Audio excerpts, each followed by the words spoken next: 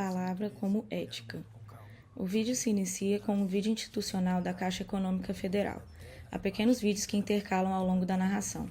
Há imagens aéreas de uma floresta, um menino nadando no rio, imagens de diferentes indígenas que usam pintura no rosto e nos corpos, vídeos de diferentes plantas, frutas e animais e pessoas vivendo diversas situações dos cenários diferentes que vivem os brasileiros. No canto inferior direito está a intérprete de Libras que traduz simultaneamente tudo o que é falado. Inicia-se outro vídeo institucional do governo brasileiro. Ao longo da narração, diferentes vídeos vão se intercalando, como pessoas dançando frevo e outras danças típicas brasileiras, pessoas tocando diversos instrumentos como tambores, flautas e violoncelo, pessoas lutando capoeira, apresentações de dança e canto em palcos, diversos festivais culturais brasileiros com suas devidas roupas típicas, imagens aéreas de cidades e teatros, entre outros. No canto inferior direito está a intérprete de Libras, que traduz simultaneamente tudo o que é falado. Difusão cultural. Ao longo de mais de 3 décadas, a Rouanet permitiu que inúmeras iniciativas culturais, antes inviáveis, ganhassem o mundo. Revelou histórias, preservou tradições e transformou vidas.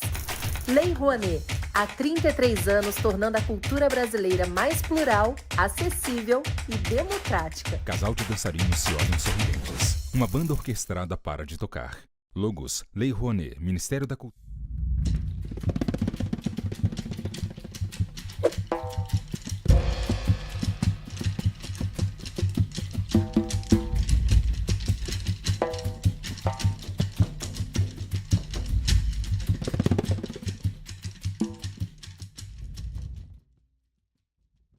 A roda de conversa acontece no Teatro Afonso Arinos. Um grande toldo foi montado e ele abriga as diversas cadeiras da plateia e, ao fundo, o palco onde ocorre a roda de conversa. O palco possui uma longa mesa branca. Os convidados se assentam de trás dessa mesa, de frente ao lugar que cada um assenta, colado na mesa de frente para a plateia, há uma caixa transparente de acrílico que carrega os livros que cada um escreveu, bem como seu nome. Ao fundo, compondo o cenário, há um toldo grande em xadrez de tons vinho e azul escuro. À direita há um banner grande em tons de roxo, verde e laranja, onde se lê Literatura, Encruzilhada e a Desumanização. E no alto, acima da mesa e dos convidados, há uma grande faixa vermelha, cujo no canto direito lê-se Terceiro Flip Paracatu. Da esquerda para a direita, a primeira pessoa sentada é Lívia Santana Vaz, uma mulher negra que possui os cabelos muito cacheados de tom castanho escuro que lhe estão presos no alto da cabeça. Ela traja camisa amarela e por cima usa um blazer branco ornado com bordados de mesmo tom. Leva no pescoço o crachá dos participantes do evento. A segunda pessoa sentada é Jefferson Tenório, um homem negro de cabelos curtos rente à cabeça de tom grisalho. Possui barba de mesmo tom. Ele traja camisa de mangas curtas de tom azul escuro. Usa óculos redondos de aro preto e leva no pescoço o crachá dos participantes do evento.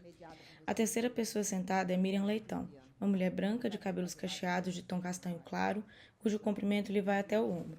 Ela traja camiseta de botões de mangas compridas de tom vermelho e leva no pescoço o crachá dos participantes do evento. Quando ela lê os trechos de seu livro para a plateia, ela coloca óculos redondos de aro marrom. A quarta e última pessoa sentada é Eugênio Butti. Jornalista. E o jornalismo tem que se perguntar o tempo todo, todo dia. É a palavra em ação, é a palavra naquele momento, naquele dia, no meio da confusão do dia, você tem que escolher como você vai interpretar, como você vai entender, como você vai reportar. Então, a escolha da palavra e a ética é o tempo todo. Eu queria até começar de onde a Eliana Alves Cruz parou. Ela falou que a liberdade tem que ser um exercício, a ética também. É todo dia.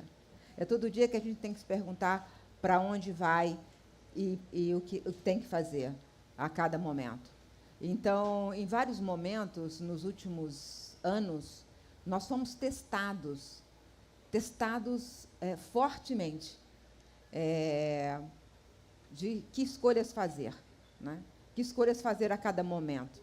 O que é mais importante? Eu sirvo a quem me lê. Então, o que eu escolho como tema? Eu botei esse livro aqui, Democracia na Armadilha, porque foi o tema que eu escolhi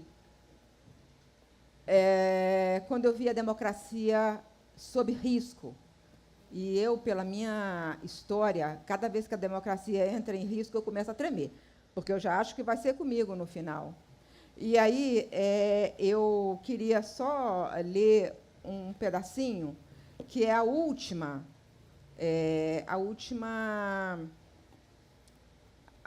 crônica que está aqui. São crônicas do desgoverno. Eu quis lançar em 2021. 2021, os fatos que vão ser julgados essa semana ainda não tinham acontecido. Era 2021, mas eu quis publicar em 2021. E aí, a última crônica daqui chama-se A Democracia Morre no Fim desse Enredo. Eu achei que, como jornalista, eu tinha a obrigação de alertar. E começa, eu vou botar um comecinho e um finalzinho dessa crônica, que é: o agressor da democracia não vai parar. É como o agressor da mulher, que, após ser perdoado, volta a atacar, e, muitas vezes, o fim é a morte da vítima. Termina assim: a democracia está sendo agredida. O agressor é o presidente da República. Ele tem ajudantes militares e civis. O maior risco é não ver o perigo, porque, como nos casos de violência contra a mulher, o fim pode ser a morte. Eu achei que, na prática, filosoficamente, o Eugênio falará de forma muito mais profunda. Mas o que eu quero dizer, Eugênio e Jefferson e Lívia, é que eu, naquele momento, eu falei: bom, eu preciso avisar que o perigo está sendo posto. E, por isso, eu preciso publicar esse livro antes do fim daquele governo.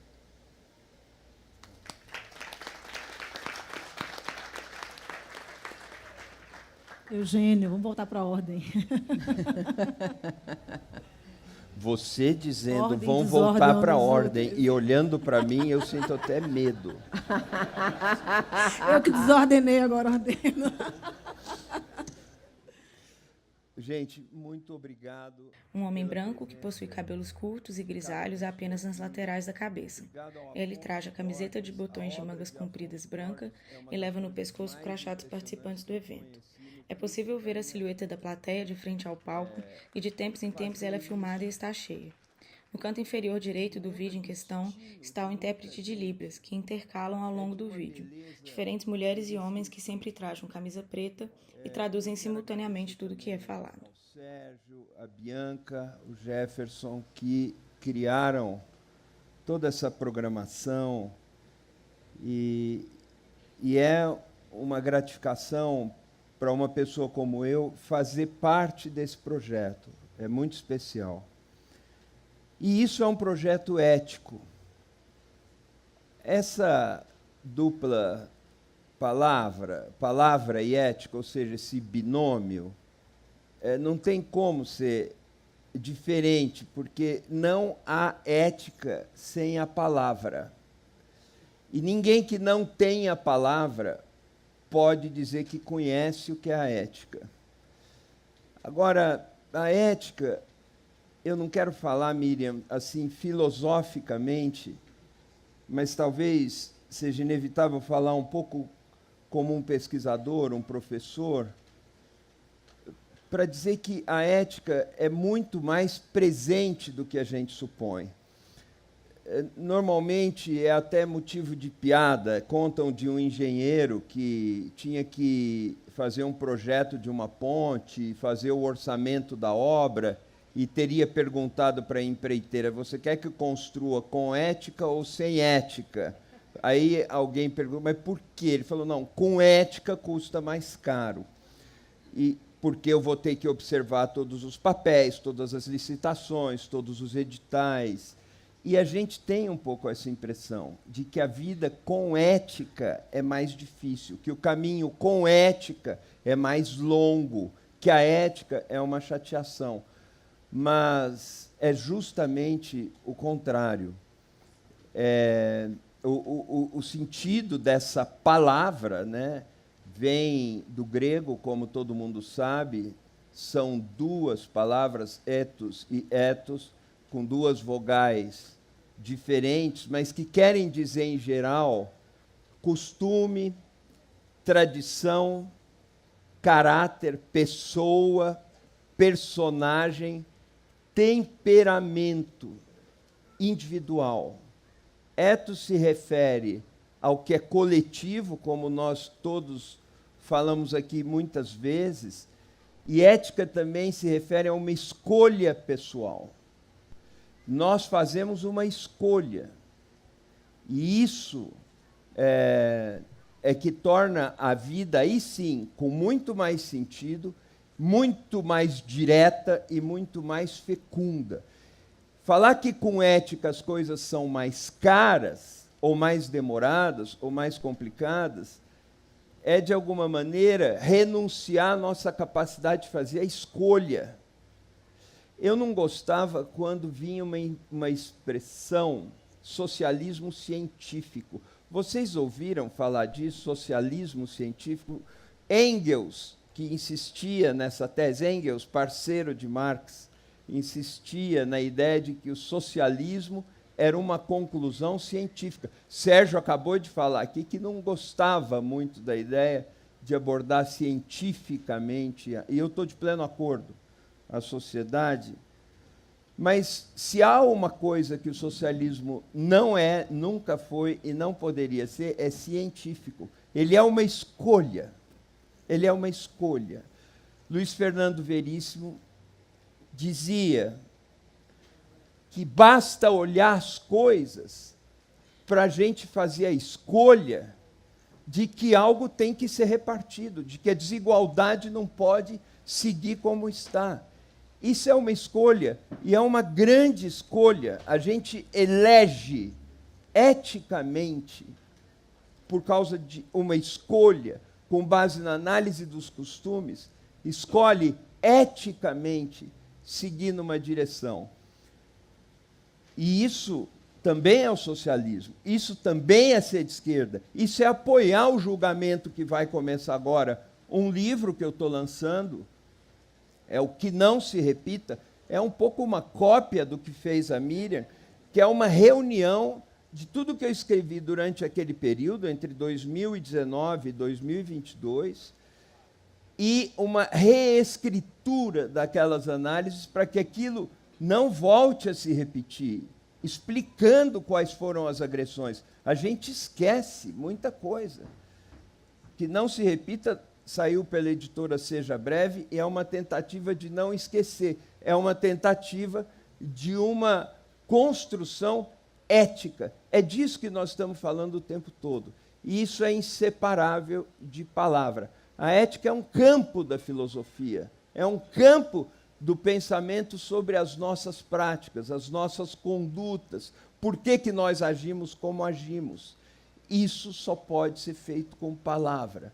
Uma sociedade de palavra é uma sociedade que observa a ética como substantiva, e a literatura, as letras, só acontecem aí. É isso.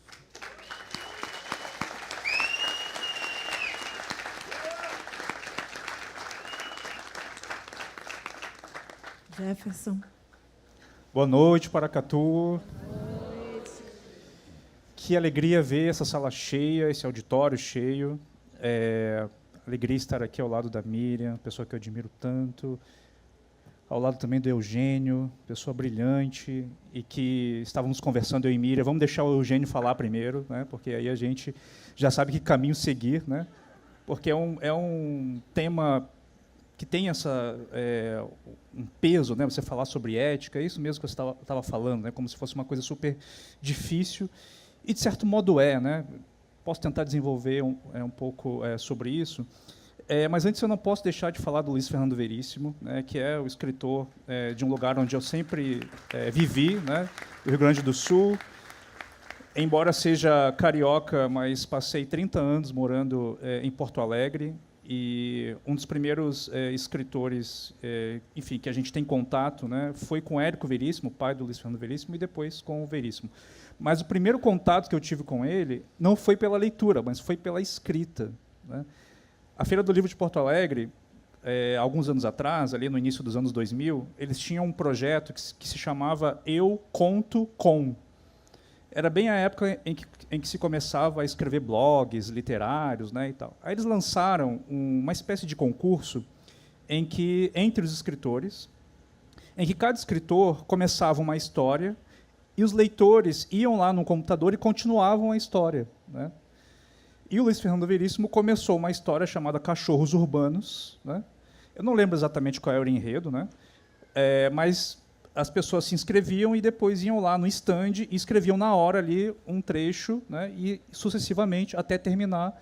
E aí o Luiz Fernando Veríssimo terminaria, né, o conto e depois viraria um livro.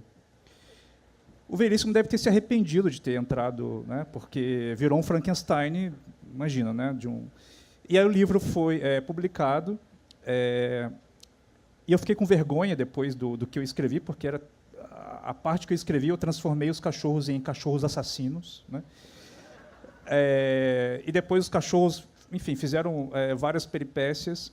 Mas, enfim, esse foi o meu primeiro encontro, né, com Luiz Fernando Veríssimo. E o segundo encontro foi na escola, quando eu comecei a trabalhar com os textos do Luiz Fernando Veríssimo com os meus alunos, e principalmente com os alunos do ensino fundamental, e com um livro em especial chamado O Santinho, né, que quem conhece é um livro incrível, muito engraçado, sensível, é uma outra faceta, né, do Veríssimo, e então super recomendo a leitura do Santinho.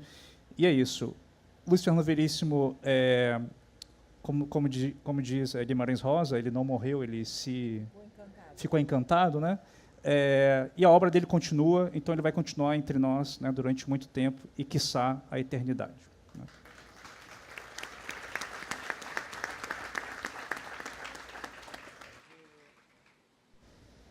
Ética e escrita se relacionam de maneira muito próxima, né? Ou seja, não há ética sem a palavra. Muitos filósofos tentaram fazer definições, né, de ética, então a gente pode entender que a ética, na verdade, é um emaranhado de conceitos que se dialogam, que se distanciam. Eu gosto de algumas definições, né? Uma delas, por exemplo, é do Spinoza, que vai dizer que a ética, na verdade, é um grande encontro entre corpos, né? A ética também seria esse lugar que permite a convivência com o outro, né? E por que nós somos éticos? Porque a gente quer o bem comum, né? Essa seria, digamos, talvez a definição que aproxime todos esses conceitos, né? Ou seja, somos éticos para que a gente possa ter uma vida boa, né, com as outras pessoas. Quando a gente se aproxima da escrita, como a gente pode, então, ser ético no fazer literário, né? Essa é a questão que eu me coloquei para vir para essa discussão, né?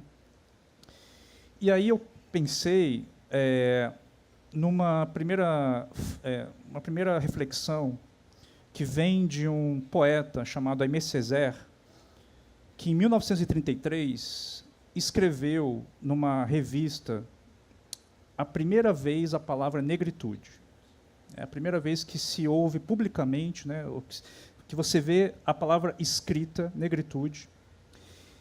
E a primeira coisa que o Aimé Césaire vai dizer sobre a negritude é o seguinte: a negritude é, antes de tudo, uma restauração filosófica.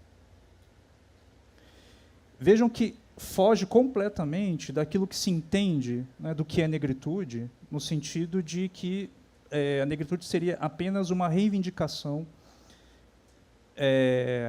de humanidade, mas uma reivindicação pautada pela epiderme, né, pela cor, né? E, na verdade, o que ele está propondo ali é uma restauração filosófica. E por que ela precisa ser restaurada? Porque, segundo o Maldonado Torres, né, que é um pensador da decolonialidade, ele diz que, na diáspora negra, o que aconteceu foi uma tragédia, uma catástrofe metafísica. O que isso significa? Significa que houve um aniquilamento de formas de pensar, de saberes, e que, portanto, antes de qualquer coisa, era preciso restaurar essa tragédia e essa catástrofe que a colonização provocou na diáspora negra. E aí, pensando nisso, essa reflexão eu comecei a fazer no meu mestrado, quando eu trabalhei com o Mia Couto e com o Nietzsche. sim, eu fiz essa loucura de aproximar o filósofo alemão com o Mia Couto e achar algum ponto de contato. E havia, sim, alguns pontos de contato. E por que eu acabei escolhendo o Nietzsche, né? Porque ele é um dos poucos filósofos que ele não afirma o que é a ética, né? Ele, na verdade, faz uma negação da moral. E nessa negação da moral, ele dá uma indicação do que seria a ética. E nessa indicação diz o seguinte, aí eu estou, com as minhas palavras, tentando entender o que o Nietzsche está dizendo sobre ética. Que significa você ser o que é. Ou seja, o sentido da sua vida é você encontrar aquilo que você é, ou seja, ser autêntico. E quando você persegue essa autenticidade, você está sendo ético, porque você está sendo verdadeiro consigo, e sendo verdadeiro consigo, você consegue ser verdadeiro com as pessoas, né? Então a gente volta com aquela ideia de se relacionar com os outros, né? E aí eu crio, então, uma personagem chamada Estela, uma personagem do meu segundo romance, chamada Estela Sem Deus. É uma menina negra que tem 13 anos de idade e que o sonho dela é se tornar filósofa. Ela é uma menina pobre, que mora numa periferia, e que, ao ler uma definição de filosofia num livro didático, e o que dizia nessa definição que ela leu num livro didático? Que filósofo é aquele que pensa na vida. Agora, o que uma menina de 13 anos vai fazer com isso, né? Ou seja, ela quer fazer isso da vida dela, né? Ou seja, pensar na vida. Essa fala, esse pensamento da Estela não é gratuito, e aí eu volto lá no Spinoza, que diz que ética é você pensar na vida e viver aquilo que você pensa. É difícil fazer isso, né? A gente pensar na vida, fazer uma reflexão e depois viver aquilo que a gente pensa. E a Estela quer isso, né? Ela quer também viver aquilo que ela pensa. Então, eu construo uma personagem que, de certo modo, não faz uma arqueologia ou uma genealogia dos filósofos. Ela, na verdade, vai prestando a atenção na própria vida, nessa vida interior, e também na vida interior das pessoas, e principalmente das mulheres, né, que fazem parte da vida dela, das avós, das tias, dessas mulheres negras, em que ela consegue identificar uma sabedoria, ela consegue identificar uma reflexão filosófica sobre a vida. Para terminar, eu vou dar um exemplo, né, do próprio livro do Estela Sem Deus. Ela está conversando, um passarinho morreu, e a Estela tem um irmão mais novo, e esse irmão mais novo pega um graveto e começa a mexer nesse passarinho, né? E aí a Estela fica chocada com aquilo, e aí vai correndo para a avó e diz o que o irmão está fazendo. E ela diz para a avó, meu irmão está mexendo no passarinho, achando que a vida é um brinquedo, né? E aí a avó diz, então vamos enterrar esse passarinho, né? Mas você vai enterrar ele sozinho, porque é assim que a gente lida com a morte, né? E ela, mas sozinha? Eu disse, é assim. E aí ela vai enterrando, e enquanto ela vai enterrando, ela pergunta para a avó, mas o que acontece durante a morte, né? E aí a avó diz que não sabe, né? E que há um estar e não estar na vida. E aí a conversa vai indo, até que elas entram no campo religioso, e aí quando chega nesse campo religioso, a avó diz que em algum momento, ela é filha de Oxum, em algum momento Oxum vai precisar que ela chegue na Estela, ou seja, que ela incorpore a Estela, e a Estela morre de medo da incorporação, né? E aí a avó diz, você não precisa ter medo da incorporação, porque quando os orixás chegam, eles chegam para nos salvar. E a Estela pergunta, mas nos salvar de quê? E a avó responde, nos salvar da vida. Aí a Estela diz, mas eu não entendi. Aí a avó diz, não, esquece isso, Estela. Pode ser que seja o contrário. pode ser que os orixás desçam para serem salvos. E a Estela termina dizendo, eu não sabia que a minha avó era filósofa. É isso.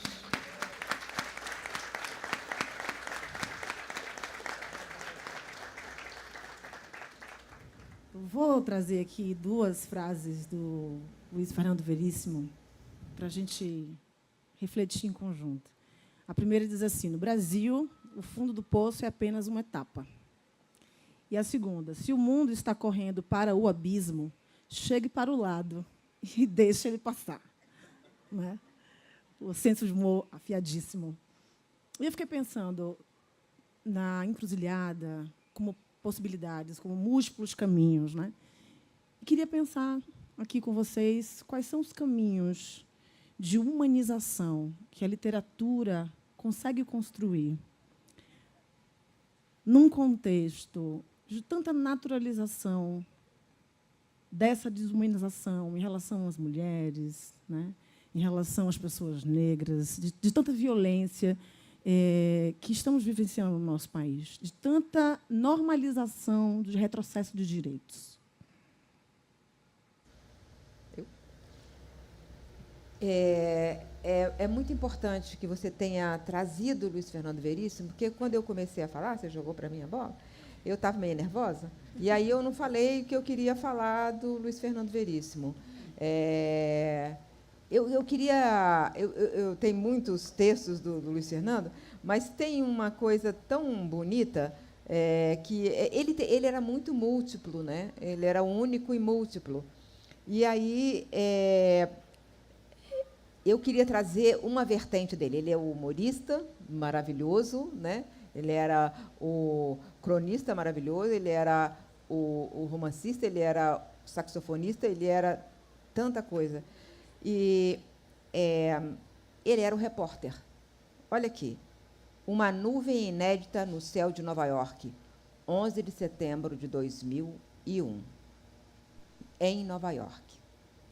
Não havia uma nuvem no céu de Nova York pela manhã. Era um perfeito dia pré-outonal nessa cidade, que fica particularmente bem no outono. E nosso programa incluiria caminhada matinal pelo Central Park para comemorar o fim do calor e das chuvas que pegamos desde a nossa chegada no domingo. Mas todos os planos e possivelmente todas as vidas do mundo mudaram em pouco mais de meia hora. Olha que lead perfeito. Que lead. Não é, não? Ele é uma coisa é crônica e é jornalismo puro, né? Assim, é trabalho de repórter, mas preciso, sintético, poético, né? Então, essa pessoa imensa que nos deixa hoje, mas nos deixa nesse encantamento, deixa esse encantamento de todas as palavras que ele escreveu, de todo o humor que ele fez, de tudo que ele nos trouxe, todas as vezes que ele nos carregou, vai continuar conosco. No final da ditadura, a gente estava cansada daquela ditadura, a gente estava exausto da ditadura. E aí ele cria a figura da velhinha de Taubaté. E aí é a única pessoa que ainda acreditava no governo, João Figueiredo. Então, a gente ria muito, era muito bom rir com ele, porque rindo que a gente desmoralizava aquele governo horroroso que chegava ao fim depois de 21 anos de tanto sofrimento que atravessou nossas vidas de forma tão dolorosa. E aí ele ia com humor e desfazia, né? Desfazia aquele momento, daquela decrepitude de um regime que não tinha que ter nem começado. Então, é isso, é com humor que ele foi humanizando a nossa vida, né? E tem que ser assim, é assim que tem que ser.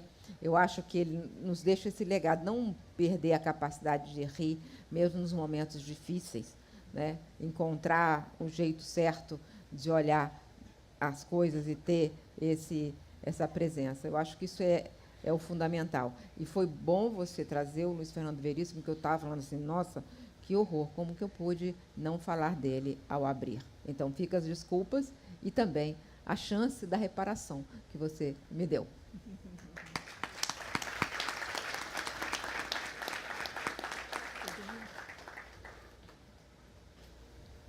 Não, eu estava ouvindo você, Miriam, e pensando como é antiga e vibrante a minha admiração por você. Você é um orgulho da nossa profissão. Eu me lembro de muitas coisas que eu vi de perto com você, acompanhei sua carreira. Eu digo isso apenas por causa do que você acabou de dizer, de enxergar a presença do repórter, o lead, o poder de síntese nesse texto do Luiz Fernando Veríssimo. Uma grande, grande jornalista você é e nos inspira tanto.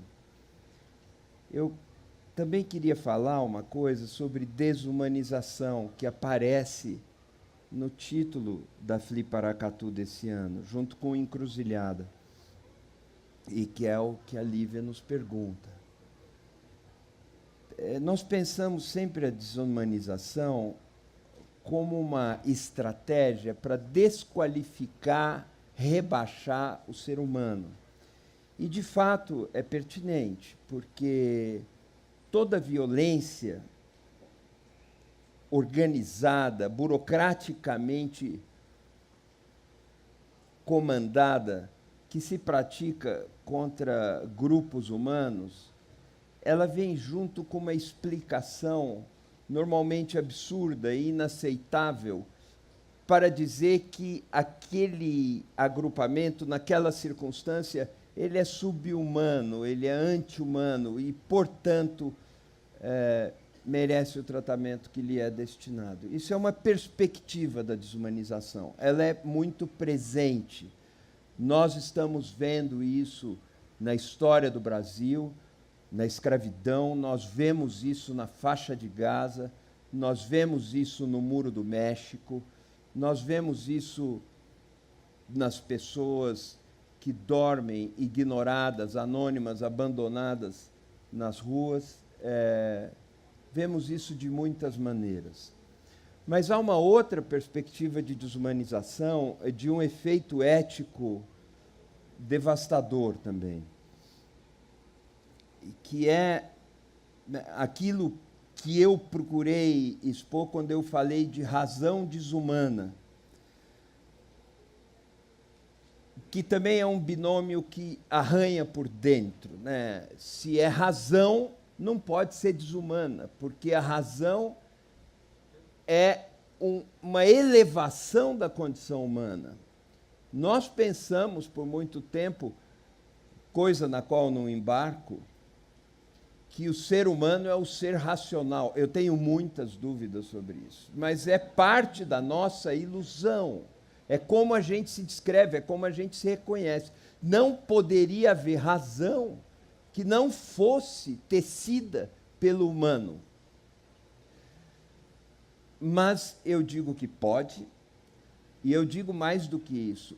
Pode haver uma razão que prescinda, que dispense o humano, e que se faça apesar do humano e mesmo contra o humano. Essa é a razão hoje da técnica, mas uma técnica fundida com o capital. Nós sempre pensamos também que técnica é uma coisa poderosíssima, gigantesca, mas separada do capital, que também é uma forma de poder e gigantesco. Essas duas coisas se deram as mãos. Um retrato em forma de caricatura desse gesto da técnica e do capital de se darem as mãos é a presença dos capitães das Big Techs na posse de Donald Trump agora, esse ano. O que tinha lá é um congraçamento dessas empresas, esses conglomerados monopolistas globais, que são as Big Techs, empresas que chegam a valer 4 trilhões de dólares e que têm seus corpos blindados, ninguém consegue saber o que acontece lá dentro.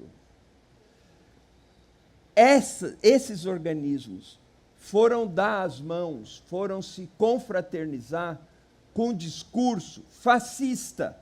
O adjetivo foi usado aqui antes de mim, É claro que nós não estamos falando do fascismo histórico, mas um discurso fascista, de rejeição da humanidade do outro. Essas duas coisas foram se dar as mãos naquela cena caricatural que estava lá. Pois bem, isso, eu peço a atenção de vocês para pensar um pouco sobre isso. Isso é o que torna o ambiente das plataformas sociais um caldo de cultura sob encomenda do discurso obscurantista. Muita gente fala, como eles se saem tão bem nas plataformas? Ora, a resposta é muito simples, porque as plataformas foram feitas para isso. Aquele padrão discursivo que tem que se esgotar em 10 segundos, sem palavras, só com imagens tolas. Essa estratégia só consegue produzir alienação. E por isso um foi feito para o outro e produzem essa loucura de hoje, que é uma ignorância que ocupa espaço, uma ignorância que não pode ser debelada pelo conhecimento, uma desinformação que não pode ser resolvida pela informação. A desinformação resiste à informação e essa ignorância artificial, ela resiste ao conhecimento. Isso é a razão desumana, porque é uma razão no sentido de que ela tem uma lógica. Ela tem começo, meio e fim. Ela tem um telos, ela sabe onde ela quer chegar, ela sabe como. Mas ela elimina o humano, rebaixa o humano, dispensa o humano. Nós estamos sob essa ordem. É isso que torna o nosso período o mais desafiador de todos os que vieram antes. Nós inventamos a máquina como sujeito de linguagem. Isso é uma loucura que está acontecendo. Os efeitos éticos disso ainda estão por ser descritos. Eu falei muito, paro por aqui.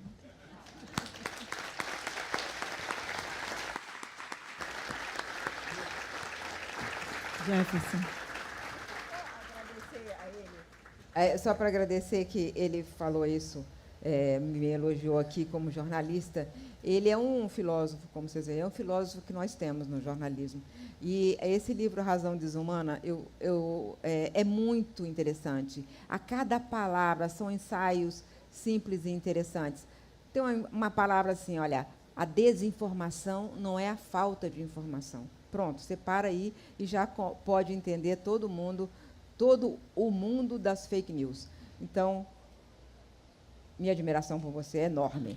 Desculpa ter tomado a sua palavra, mas era só para rebater aqui o elogio com elogio. Imagina.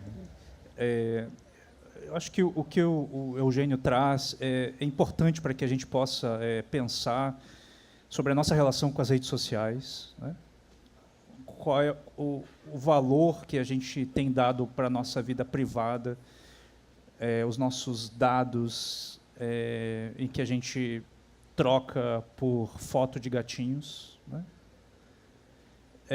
Como vocês sabem, houve um cancelamento e um banimento da minha conta, né, no Instagram, e até agora nenhum tipo de explicação, ou seja, eles estão de fato blindados, em que você não sabe o que acontece lá dentro, né? E é um tipo de plataforma em que eles entenderam muito bem a dinâmica de como lidar com a massa, né? Ou seja, com a grande massa. E quando eu digo a grande massa, estou dizendo no sentido de que as pessoas, de modo geral, elas anseiam por um lugar em que esse lugar diga a elas o que elas devem fazer. Sabe aquela história de Deus no comando? Deus comanda a minha vida, porque comandar a própria vida não é fácil. Então você delega isso para alguém. Alguém vai te dizer o que você tem que fazer, né? E agora o ChatGPT ou outras inteligências artificiais ocuparam esse espaço, né, de dizer o que eu tenho que fazer. Então, quando eu tenho uma dúvida, se eu quero escalar, por exemplo, o Everest, eu jogo lá no ChatGPT e ele vai me dizer o que eu tenho que fazer. E a pessoa vai e morre. Então a gente vive, de fato, numa encruzilhada nesse sentido ocidental, né, de falta de escolhas ou você não saber escolher, né? Dentro de uma perspectiva de matriz africana, a gente já tem uma outra ideia de encruzilhada, né, como um espaço em que muitas coisas acontecem, ou seja, é o espaço das possibilidades, né? É o espaço, talvez até imagético ou mágico, né, onde tudo pode acontecer, tanto que quando a gente leva um trabalho na encruzilhada é para abrir os caminhos, né, e não para fechar os caminhos. E pensando nisso, quando eu comecei a refletir sobre a escrita e a ética, e principalmente qual a ética que o escritor tem quando escreve uma história, quando pensa no personagem. E aí eu lembro de uma poeta portuguesa chamada Sofia de Mello Anderson, em que ela escreveu um livro chamado 25 de Abril. Acho que é esse o... Não é esse, não. É o Nome das Coisas, o poema, mas há um poema chamado 25 de Abril, em que ela escreve um dia depois da Revolução dos Cravos. Um dia depois. E nesse poema, é um poema que, se você não lê com mais atenção, você nem percebe que ela está falando da Revolução dos Cravos, né? E, ao final desse livro, ela diz o seguinte, em tempos de fascismo, em tempos de autoritarismo, o dever do poeta ou do escritor é oferecer o que há de melhor em termos literários. É oferecer o que há de melhor em termos de arte. Nesse sentido, é o que eu tento fazer quando eu crio os meus personagens.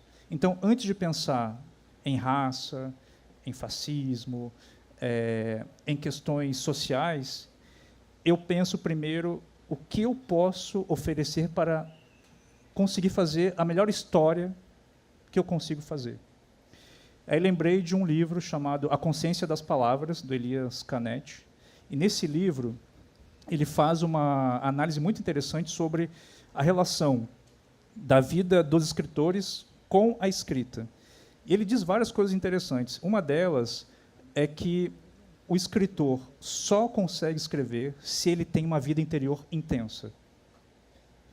E eu desconfio que o Luiz Fernando Veríssimo tinha uma vida interior muito intensa e que não transbordava para a vida externa, né? Ou seja, você precisa se incomodar com a vida, né? Você precisa se incomodar, você precisa estar inquieto. E é só desse modo que você consegue, de fato, escrever alguma coisa. Bom, e o que você faz com essa vida interior? Como é que você transforma ela em palavras? Ele também diz uma outra coisa interessante, que para que você consiga... Estou vendo quantos minutos a gente falta. Ah, já é fim, já, gente. Então, Começou um pouquinho mais tarde. O que ela quer dizer com essa placa fim é que nós estamos alcançando o nosso fim. O sentido das palavras, né? Não termina, não. Está muito cedo.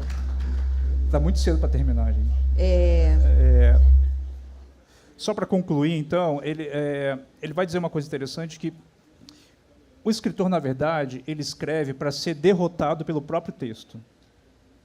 Ele escreve para ser derrotado pela literatura. Porque ele escreve tanto, escolhe tantas as palavras, ele se debruça em cima daquele texto, que chega um momento em que ele não aguenta mais, e esse é o momento da derrota. Esse é o momento da verdade estética, né? Ou seja, a exaustão traz essa verdade estética, né? Ou seja, quando você não tem mais possibilidades, você não encontra mais formas de escrever aquele texto. Então, é nisso que eu acredito quando eu me proponho a escrever. Então, em tempos de fascismo, em tempos de autoritarismo, concordo com o Jamil, vamos dar poesia, jogar a poesia neles, porque eles não gostam disso, e é isso que vai derrubar o autoritarismo.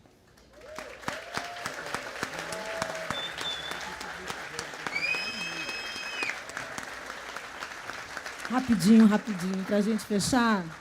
Começou um pouquinho mais tarde do que o horário, não foi a nossa também? Então, A gente começou mais né? tarde. O Eugênio falou em escolha, a Miriam falou em democracia, o Jefferson falou em eternizar. E a Eliana, antes, tinha falado sobre o sentido das palavras. Por que é tão importante a gente fazer escolhas éticas e também respeitosas das palavras? A gente está num momento em que evoluímos no que diz respeito à compreensão de certas vulnerabilidades historicamente estabelecidas, né? O respeito pelo nome social, por exemplo, né? A não repetição de palavras que reforçam estereótipos contra pessoas negras, a não naturalização de palavras que intensificam as violências contra as mulheres. Então, escrever também é uma grande responsabilidade.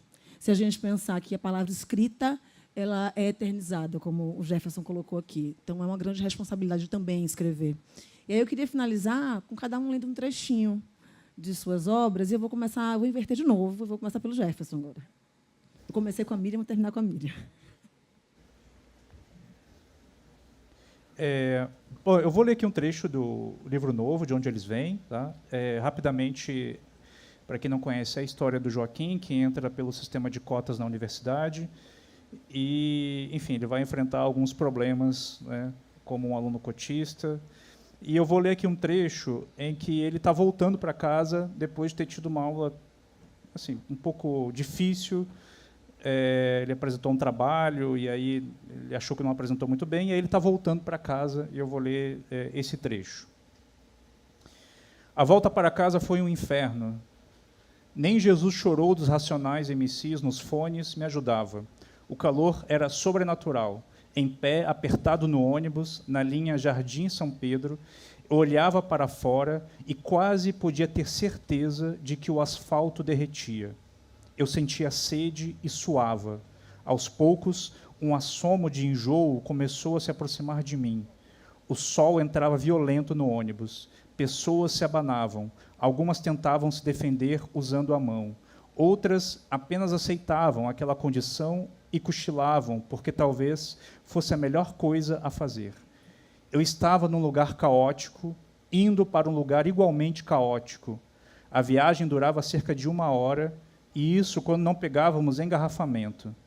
Para controlar o enjoo, procurei desviar minha atenção. Eu precisava distrair minha ânsia. Lancei um olhar pela janela, e o cenário da rua também me pareceu caótico e triste, como se não houvesse saída. Não é possível, pensei. Não é possível. Há de haver algo de bonito nisso tudo. Não era possível que a síntese da minha vida fosse um ônibus lotado em meio a gente com calor insuportável do verão. Então, a cada prédio, a cada rua, a cada pessoa que passava, eu empreendi uma busca por algo bonito que me fizesse doer. Não a dor física, mas a dor sutil e invisível de algo que nos atinge e nos desabriga. É isso. Eugênio, quer ler um trechinho? Pode ser. O trecho que o Jefferson leu, o Joaquim, o personagem, está voltando para casa depois dele se sentir fracassado numa aula. E, enfim, também não quero contar, mas ele faz a avaliação do autor estudado, mas ele sai antes porque ele se sente atrapalhado com as ideias confusas dele mesmo. As anotações dele mesmo pareciam confusas. Muitas vezes eu sinto, aliás, com muita frequência eu sinto isso. Trecho lindo. Eu vou ler um trecho aqui.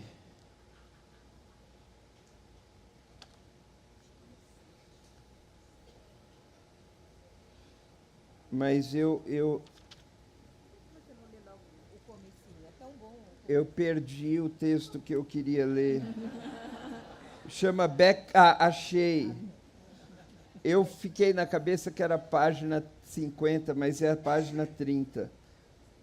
Eu vou ler, porque é o seguinte, isso é um artigo publicado numa revista acadêmica chamada Estudos Avançados, mas meus textos são ensaísticos. E e há coisas absolutamente improváveis num texto acadêmico como esse trecho que eu gostaria de ler aqui. Esse é um ensaio sobre a irrelevância da humanidade descoberta durante a pandemia no Brasil. E eu conto como eu vou escrevendo e desescrevendo. Foi sem nenhuma convicção que escrevi estas linhas, ou parte delas, em maio de 2020. Elas foram desconstruídas e reconstruídas muitas vezes. Mal se aprumavam e já desmoronavam, como a autoestima dos remediados. Na alvura da tela, letras cerravam-se a fileira e marchavam adiante para logo retroceder. As frases vinham e em seguida eram apagadas. A um palmo do nariz do escrevinhador, o cursor ia ao ritmo dos caracteres em fila e depois voltava sob a sanha da tecla do backspace. Nas idas, as formas verbais se comprimiam em enunciados instáveis. Um par de segundos depois, tinham sido deletadas. Agora vai, agora não vai mais. Outra linha, outra supressão. Sentenças se equilibravam e se desmilinguiam. Desmontes e remodelagens trançavam pernas. Eu escrevia e desescrevia, sempre sem convicção. Vai mais longe, mas isso está bom.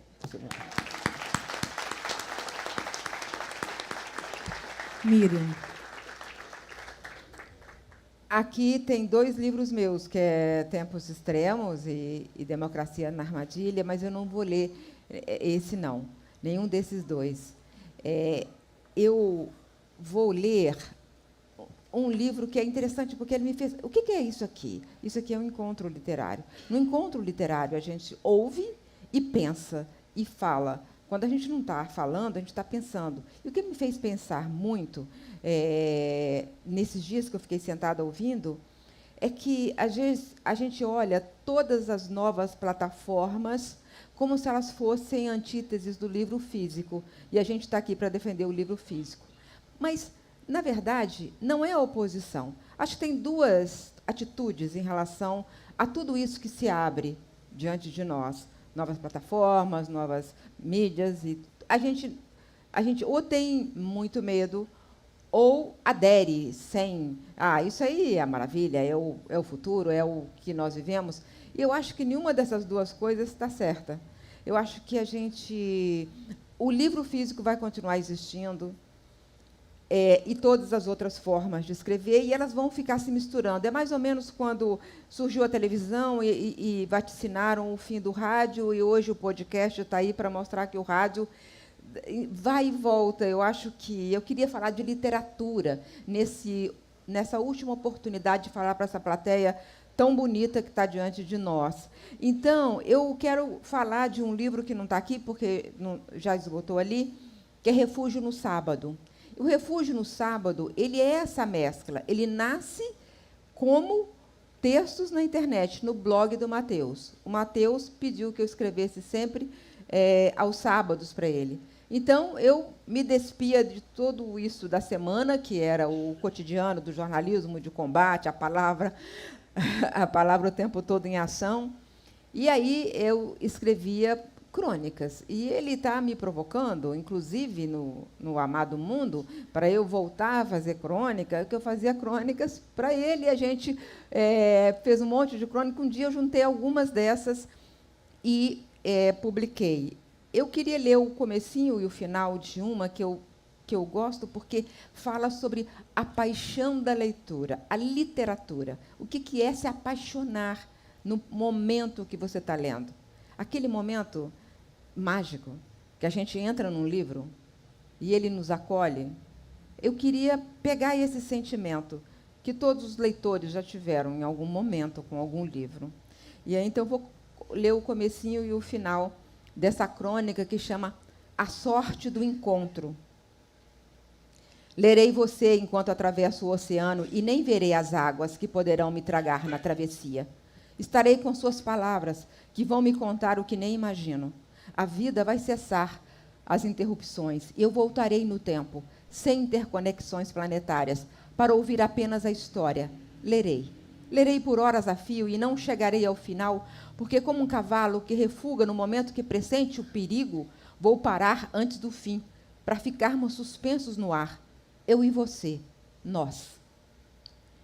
Talvez chova suavemente enquanto atravessamos terras e oceanos, e isso vai aumentar o aconchego. Talvez alguém me traga um copo de vinho, eu olharei em silêncio agradecida. Talvez alguém feche a janela para espantar o vento mais forte. Perceberei, então, que o frio chegou sem que eu houvesse sentido. Talvez alguém acenda a luz, e então notarei que escureceu e que o dia é quase findo. E esquecerei as dores que carrego, as dúvidas que me dividem, as horas fatais, as tarefas irrecorríveis. Seremos, por algum tempo, companheiros inseparáveis. E depois, onde quer que você esteja, de certa forma estará comigo, porque saberei o que compõe sua natureza. Haverá um momento em que terei saudades. O reencontro será o suficiente para refazer o elo que nos uniu, quando atravessávamos o oceano, sem medo das águas. Isso é ler e amar ler. Muito obrigada a todos e a todas.